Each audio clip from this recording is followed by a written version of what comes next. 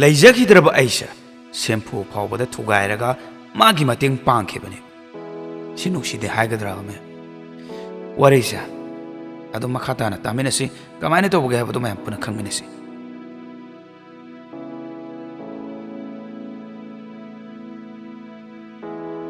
ꯑꯩ ꯏꯁꯥꯁꯤ ꯌꯥꯝꯅ ꯐꯨꯟꯒꯠꯂꯦ ꯋꯥꯔꯦ ꯍꯥꯏꯗꯅ ꯍꯥꯏꯕꯤꯔꯛꯏ ꯃꯤꯡꯁꯦ ꯂꯣꯠꯆꯔꯒ ꯑꯇꯣꯞꯄ ꯃꯤꯡ ꯑꯣꯏꯅ ꯍꯥꯏꯖꯔꯒꯦ ꯑꯩꯁꯦ ꯌꯥꯝ ꯏꯉꯥꯎ ꯉꯥꯎꯅ ꯍꯧꯔꯛꯈꯤ ꯀ꯭ꯂꯥꯁ 8 ꯀꯥꯕ ꯃꯇꯝꯗ ꯏꯃꯥꯟꯅꯕꯁꯨ ꯏꯀꯣꯏ ꯀꯣꯏꯗꯅ ꯑꯗꯨꯝ ꯄꯨꯜ ꯃꯇꯝꯗꯣ ꯀꯣꯔꯣꯅꯥ ꯑꯍꯥꯟꯕ ꯂꯥꯛꯄ ꯃꯇꯝ ꯑꯣꯏꯗꯣꯏꯅꯤ ꯁꯨꯇꯤꯁꯨ ꯊꯥꯔꯛꯈꯤ ꯑꯗꯨꯒꯤ ꯑꯗꯨꯝ ꯏꯃꯥꯟꯅꯕꯤ ꯐꯣꯟꯗ ꯄꯥꯎ ꯐꯥꯎꯅꯈꯤ ꯇꯁꯦꯡꯅ ꯑꯩꯗꯤ ꯃꯇꯝꯗꯨꯗ ꯋꯥꯆꯦꯞ ꯐꯦꯁꯕꯨꯛꯁꯦ ꯀꯃꯥꯏꯅ ꯇꯧꯕꯅꯣ ꯍꯥꯏꯕ ꯈꯪꯖꯈꯤꯗꯦ ꯃꯔꯝꯗꯤ ꯑꯩ ꯐꯣꯟꯗ ꯏꯟꯇꯔꯦꯁ ꯑꯣꯏꯈꯤꯗꯦ ꯑꯉꯥꯡ ꯈꯔꯒ ꯁꯥꯟꯅꯕꯖꯕꯗꯨꯅ ꯑꯩꯒꯤ ꯑꯄꯥꯝꯕ ꯑꯣꯏꯈꯤ ꯅꯨꯃꯤꯠꯇꯣ ꯉꯁꯤꯁꯨ ꯀꯥꯎꯗ꯭ꯔꯤ ꯅꯣꯡꯁꯨ ꯑꯗꯨꯝ ꯊꯤꯠꯂꯤ ꯇꯥꯕ ꯅꯣꯡ ꯃꯔꯛꯇꯨꯗ ꯑꯩꯈꯣꯏ ꯌꯨꯝꯊꯪꯅꯕꯗ ꯂꯩꯕ ꯏꯃꯥꯟꯅꯕꯤ ꯁꯅꯥꯒ ꯑꯩꯒ ꯑꯩꯈꯣꯏ ꯀꯀꯥꯒꯤ ꯃꯆꯥꯅꯨꯄꯥ ꯑꯅꯤꯒ ꯑꯩꯈꯣꯏꯁꯦ ꯀꯦꯀꯨꯠ ꯂꯨꯠꯄꯤ ꯁꯥꯟꯅꯕ ꯑꯗꯨꯗꯒꯤꯗꯤ ꯋꯥꯔꯦ ꯇꯣꯛꯂꯁꯦ ꯍꯥꯏꯔꯒ ꯑꯩꯅ ꯊꯣꯡꯒꯥꯜ ꯊꯣꯛꯂꯨꯁꯦ ꯂꯥꯛꯑꯣ ꯁꯅꯥ ꯍꯥꯏꯔꯒ ꯊꯣꯛꯂꯛꯄꯅꯦꯕ ꯃꯇꯝꯗꯨꯗ ꯏꯃꯥꯟꯅꯕ ꯈꯔ ꯍꯥꯏꯇꯥꯔꯦꯀꯣ ꯃꯣꯏꯁꯦ ꯒꯥꯔꯤ ꯃꯆꯥ ꯇꯣꯡꯉꯒ ꯂꯥꯛꯄꯅꯤ ꯃꯣꯏꯒ ꯑꯩꯈꯣꯏꯒꯁꯦ ꯑꯗꯨꯝ ꯈꯨꯟ ꯊꯪꯅꯕ ꯍꯥꯏꯕ ꯇꯥꯔꯦ ꯑꯗꯨ ꯏꯃꯥꯟꯅꯕꯗꯨꯅ ꯑꯁꯨꯝꯅ ꯍꯥꯏꯔꯛꯄꯅꯤ ꯅꯪꯗꯤ ꯀꯩꯗꯧꯔꯤꯕꯅ ꯑꯩꯅ ꯑꯩꯈꯣꯏꯗꯤ ꯁꯨꯝ ꯂꯩꯔꯝꯃꯤꯅꯤ ꯅꯣꯏꯗꯤ ꯀꯥꯏꯗꯅꯣ ꯍꯪꯉꯨꯕ ꯃꯇꯝꯗ ꯃꯣꯏꯁꯨ ꯁꯨꯝ ꯊꯣꯛꯂꯛꯄꯅꯦ ꯌꯨꯝꯗ ꯂꯩꯃꯟꯗꯅ ꯁꯨꯖꯥ ꯀꯥꯔꯦ ꯀꯥꯏꯅ ꯍꯥꯏꯔꯛꯄꯅꯤ ꯑꯩꯅ ꯑꯣ ꯍꯥꯏꯔꯒ ꯃꯣꯏꯁꯨ ꯆꯠꯈ꯭ꯔꯦ ꯑꯩꯈꯣꯏꯁꯨ ꯆꯪꯉꯦ ꯑꯗꯨꯗꯒꯤꯗꯤ ꯃꯃꯥꯅ ꯐꯤ ꯁꯥꯔꯒ ꯂꯩꯔꯤꯕ ꯃꯐꯝꯗꯨꯗ ꯑꯩꯁꯦ ꯐꯝꯃꯦ ꯃꯃꯥꯒꯤ ꯐꯣꯟꯗ ꯋꯥꯔꯤꯁꯨ ꯇꯥꯔꯤꯅꯤꯀꯣ ꯑꯗꯨꯗ ꯑꯩꯁꯨ ꯆꯪꯁꯜꯂꯒ ꯋꯥꯔꯤ ꯇꯥꯔꯤꯀꯥꯟꯁꯤꯗ ꯏꯃꯥꯟꯅꯕꯗꯨꯅ ꯀꯣꯜ ꯇꯧꯔꯛꯑꯦ ꯑꯗꯨꯒ ꯅꯪꯒꯤ ꯋꯥꯆꯦꯞꯇ ꯃꯦꯁꯦꯖ ꯊꯥꯈꯤꯕꯅꯤ ꯌꯦꯡꯉꯣꯅ ꯍꯥꯏꯔꯛꯄꯗ ꯑꯩꯅ ꯌꯦꯡꯉꯦꯕ ꯑꯗꯨꯒꯤ ꯑꯁꯨꯝꯅ ꯍꯥꯏꯔꯛꯑꯝꯃꯦꯕ ꯑꯩꯒ ꯉꯁꯥꯏ ꯂꯥꯛꯃꯤꯟꯅꯕ ꯅꯨꯄꯥꯗꯣ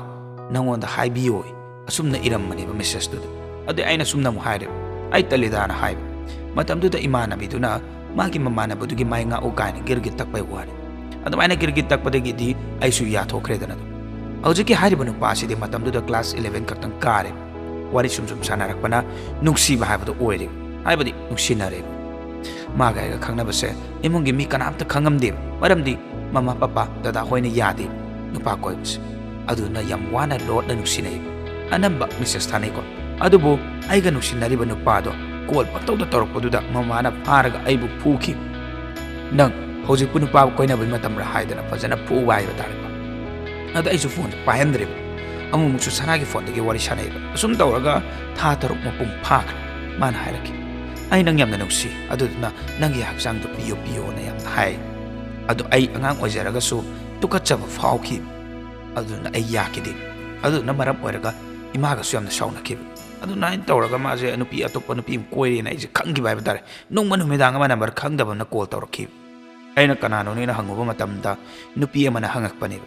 ꯑꯩꯒꯤ ꯃꯤꯡꯗꯣ ꯄꯜꯂꯒ ꯑꯗꯨ ꯅꯠꯇ꯭ꯔꯣ ꯒꯥꯏ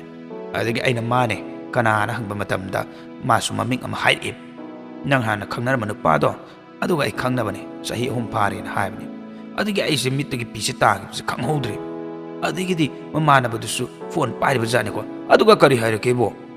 ꯑꯩꯒꯤ ꯃꯤꯡꯁꯦ ꯄꯜꯂꯒ ꯍꯧꯖꯤꯛꯀꯤ ꯍꯥꯏꯔꯤꯕ ꯍꯥꯏꯗꯤ ꯃꯥꯒ ꯅꯨꯡꯁꯤꯅꯔꯤꯕ ꯅꯨꯄꯤ ꯆꯍꯤ 3 ꯅꯨꯡꯁꯤꯅꯔꯤꯕ ꯅꯨꯄꯤꯁꯦ ꯁꯤꯗꯩꯁꯤꯗ ꯅꯪꯁꯦ ꯑꯩ ꯌꯥꯝꯅ ꯅꯨꯡꯁꯤ ꯑꯩꯉꯣꯟꯗ ꯌꯦꯜꯂꯛꯑꯅꯨ ꯍꯥꯏꯔꯛꯄꯅꯦꯕ ꯑꯩꯉꯣꯟꯗ ꯑꯩꯗꯤ ꯑꯃꯗꯨ ꯌꯥꯝꯅ ꯅꯨꯡꯁꯤ ꯑꯩꯉꯣꯟꯗ ꯌꯦꯜꯂꯛꯑꯅꯨꯅ ꯍꯥꯏꯔꯛꯄꯅꯦꯕ ꯑꯩꯁꯦ ꯇꯨꯃꯤꯟꯅ ꯂꯩꯔꯒ ꯀꯣꯜꯁꯦ ꯀꯛꯊꯠꯂꯦꯕ ꯑꯗꯨꯒꯤ ꯃꯇꯨꯡꯗ ꯑꯩꯁꯦ ꯑꯍꯤꯡꯗ ꯃꯦꯁꯦꯖ ꯊꯥꯔꯛꯄꯅꯦꯕ ꯑꯩ ꯅꯪꯕꯨ ꯌꯥꯝꯅ ꯅꯨꯡꯁꯤ ꯑꯩ ꯅꯪꯒ ꯀꯥꯏꯅꯕ ꯉꯝꯃꯣꯏ ꯍꯥꯏꯔꯛꯄꯅꯦꯕ ꯑꯩꯅ ꯀꯔꯤꯝ ꯍꯥꯏꯔꯝꯗꯕꯤꯗ ꯕ꯭ꯂꯣꯛꯁꯦ ꯄꯤꯈ꯭ꯔꯦꯕ ꯑꯗꯨꯒꯤ ꯃꯇꯨꯡꯗ ꯑꯩ ꯌꯥꯔꯤꯄꯣꯛ ꯏꯅꯦꯇꯣꯟ ꯍꯣꯏꯗ ꯂꯩꯔꯦ ꯁ꯭ꯀꯨꯜꯁꯨ ꯑꯗꯨꯋꯥꯏꯗ ꯇꯝꯃꯦ ꯁꯤꯗꯒꯤꯅꯤꯀꯣ ꯑꯩꯈꯣꯏꯒꯤ ꯍꯦꯟꯅ ꯑꯋꯥꯕ ꯑꯃ ꯂꯥꯛꯀꯗꯣꯏꯁꯦ ꯑꯩ ꯅꯨꯡꯇꯤꯒꯤ ꯇ꯭ꯌꯨꯁꯟ ꯆꯠꯂꯤ ꯀ꯭ꯂꯥꯁ 10 ꯀꯥꯒꯗꯧꯔꯦ ꯑꯗꯨꯒ ꯑꯩꯒꯤ ꯏꯃꯥꯟꯅꯕꯅꯗꯤ ꯑꯩꯁꯦ ꯀꯣꯏꯊꯤ ꯊꯤ ꯀꯥꯏꯅꯒ ꯏꯃꯥꯟꯅꯕꯁꯤꯡꯅꯒ ꯑꯩꯉꯣꯟꯗ ꯍꯥꯏꯔꯛꯄ ꯍꯥꯏꯕ ꯇꯥꯔꯦꯀꯣ ꯑꯩ ꯑꯗꯨꯗ ꯊꯋꯥꯏꯁꯦ ꯂꯨꯞꯁꯟꯗ꯭ꯔꯦꯕ ꯅꯣꯡꯃꯗꯤ ꯗꯨꯀꯥꯟꯗ ꯊꯦꯡꯅꯩ ꯃꯥꯅ ꯑꯩꯉꯣꯟꯗ ꯑꯩꯒꯤ ꯃꯤꯡꯁꯦ ꯀꯧꯔꯛꯑꯦꯕ ꯑꯩꯅ ꯍꯥꯏꯔꯒ ꯀꯩꯝꯇ ꯍꯥꯏꯔꯝꯗꯕꯤꯗ ꯄꯣꯠ ꯂꯩꯔꯒ ꯂꯥꯛꯑꯦꯕ ꯑꯗꯨꯗꯩꯗꯨꯗ ꯃꯥꯅ ꯇꯥꯟꯅꯔꯛꯑꯦꯕ ꯀꯞꯄꯒꯅꯤꯀꯣ ꯃꯤꯒꯤ ꯃꯃꯥꯡꯗꯨꯗ ꯍꯥꯏꯔꯛꯄꯗꯒꯤꯗꯤ ꯑꯩꯁꯨ ꯌꯥꯔꯦ ꯍꯥꯟꯅꯒꯨꯝꯅ ꯑꯗꯨꯝ ꯂꯣꯏꯅꯔꯦ ꯑꯗꯨꯃꯥꯏꯅ ꯇꯧꯗꯅ ꯁꯨꯝ ꯂꯣꯏꯅꯔꯛꯄꯁꯤꯅ ꯃꯥꯒꯤ ꯑꯍꯣꯡꯕꯁꯦ ꯑꯩꯅ ꯎꯔꯦꯕ ꯃꯇꯝꯗꯨꯗ ꯑꯩꯁꯨ ꯈꯪꯖꯔꯦꯀꯣ ꯃꯥꯅ ꯁꯥꯎꯔꯤꯕꯒꯤ ꯃꯔꯝꯁꯤꯗꯤ ꯑꯩꯒꯤ ꯍꯛꯆꯥꯡꯁꯦ ꯄꯤꯌꯣ ꯌꯥꯗꯕꯒꯤꯅꯤ ꯍꯥꯏꯗꯅ ꯑꯩꯅ ꯈꯪꯉꯦꯕ ꯑꯃꯨꯛ ꯀꯥꯏꯅꯈ꯭ꯔꯦꯕ ꯑꯩ ꯌꯥꯝꯅ ꯋꯥꯈꯤ ꯑꯩ ꯌꯥꯝꯅ ꯀꯞꯈꯤ ꯑꯁꯨꯝ ꯍꯧꯈꯤꯕꯅ ꯀ꯭ꯂꯥꯁ 10ꯒꯤ ꯄ꯭ꯔꯤ ꯕꯣꯔꯗ ꯃꯌꯥꯅꯦꯕ ꯑꯩ ꯁ꯭ꯀꯨꯜꯁꯨ ꯄꯥꯛ ꯀꯥꯗꯕꯅ ꯃꯔꯝ ꯑꯣꯏꯔꯒ ꯑꯩꯈꯣꯏ ꯀ꯭ꯂꯥꯁꯀꯤ ꯃꯤ ꯂꯣꯏꯅ ꯈꯪꯅꯈꯤ ꯅꯣꯡꯃ ꯇ꯭ꯌꯨꯁꯟ ꯇꯧꯔꯤꯉꯩꯗ ꯅꯨꯄꯥ ꯑꯃ ꯂꯥꯛꯑꯦ ꯅꯨꯄꯥꯗꯣ ꯃꯃꯤꯡꯕꯨꯗꯤ ꯑꯩ ꯂꯣꯠꯂꯒꯦ ꯃꯥꯅ ꯑꯩꯁꯦ ꯑꯗꯨꯝ ꯃꯨꯟꯅ ꯌꯦꯡꯉꯦꯕ ꯑꯩ ꯌꯥꯝꯅ ꯍꯩꯅꯈꯤꯗꯦꯕ ꯑꯗꯨꯃꯥꯏꯅ ꯇꯧꯗꯅ ꯅꯨꯃꯤꯠꯇꯨꯝꯁꯨ ꯍꯧꯈ꯭ꯔꯦꯗꯅ nongale tuition lakpa matamda moigi machal nupi thokpa aiga su tinaba haiba tare magi maming su ai locharage imana biduna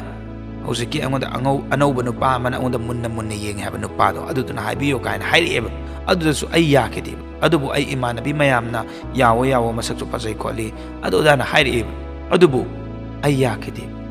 adumai tawdana aigi imana bisina nongma hojiki hairiba nupa sigi awaba punsi wari lirakhi ado mahaki mapasu lekhidre moigi mamadusu atopada mayum paluraga mapamda halakpane hairieba adudagidi moi mamada saubadagidi hojiki aina leiriba yari poki swaida adum leiba haidare ko moisu adumaina magi awaba wari mayam se lirakpadagidi aina su mabu khanghaudana nungsirakpa phaurakhi aina hoi yare na haikri asum nungshinarakpana exam su loikre magi awabada aina mateng kaya pangjaki semfu achauba hum thugairaga 30k khara henbado magi makut makta sinakhi aigi mama papa na khangkragadi aibu soidana saugani maramdi aina tungsiliba senfamdo aikhoi dadagi atangba phone ama leijage haidana tamjanjabani adubu mahakpu nungsimanbadagidi mangonda sinakhibani moigi magaso aina namdana hanagumna wari sahanki harauna nawaina loinaramki asum matam haukibana maga aiga chahi ani pharaki magi ahongba uba hore aisa tasengna hairabada samyamna sangi spek upi laibaktasu sam thadai haibadi thoibi kat adum kae wasu kaya ngangande aduduna mana aigi asoibase thiba horakibani mahakpu mamana macha sembadona aina sembiraga sel thoalle aduga nongmade asumna hairakpani makeup to samsu machu sango samkak thalo adumaina hairakpani adugi aisu yadi adugi maramgi yamna su khanai bebanis adui chance lauraga call tawrakidre ngon message tharakidre aina haijaning badi mana phana sauraga su aina adum nonjai handaksu aina call tawre adigidi amu wari saba hore 2023 gi June 10 sida haidi masigi numi sida niko mayam aigi punsida kawba ngamoidusi asumna hairakpani ba nangna maram oiraga aikoi gi imung manung kaina halle sumaina hairakpa sida de aidi loire ado aina hana haihauddri maga khangnabasa aikoi gi imungna yadi adu ebataragasu aina di magi damakta lepsakhibani ado mana asum haurakpadagidi June 10 sidagidi aroiba wari saba oire numituda aisu yamna sauningman kibadagidi khara thina chaikhre tobimal khangdaba sa nangi awaba aina paiga phaina nangi damakta pukibudo adu nangna nixing bidaba haidana aina chaiye adumai tawdana maje khatang nungairakpa matamdana aibu inthokpiramba ahenba pamaga aigi iral sirakpa kaina adumaina ina chaideba monda asum tawdana maga su kainare ayamna waki chabasu chakideba kaptuna leke September 2 2023 sida amuk ngasai mamangda khangnaramba nupado haidi magi mamagi number sidagi call torpani manam nusi hairakpani aduda aina haire aisa kanagumba ma halakpa ngairiba miyoi amani